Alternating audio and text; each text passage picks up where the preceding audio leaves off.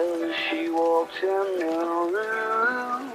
Vaulting into frowns, am I too quick to assume the love is no longer in bloom?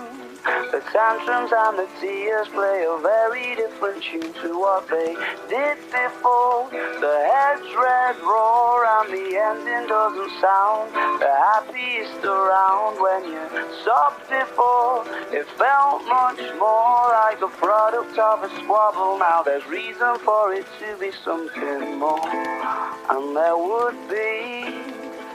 Oh, it's uncertain whether the curtain has shut for good. She said, see if it's still raining. I'm not dressed for it, and if you loved me, well, I interrupted, received a scowl and stare, but still decided to stop her there. Would it be outrageous to say we're either shouting or we're shagging, doctoring tempestuous space?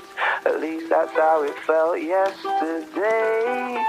The eyes are getting heavier, and whether you're asleep or awake is a mystery.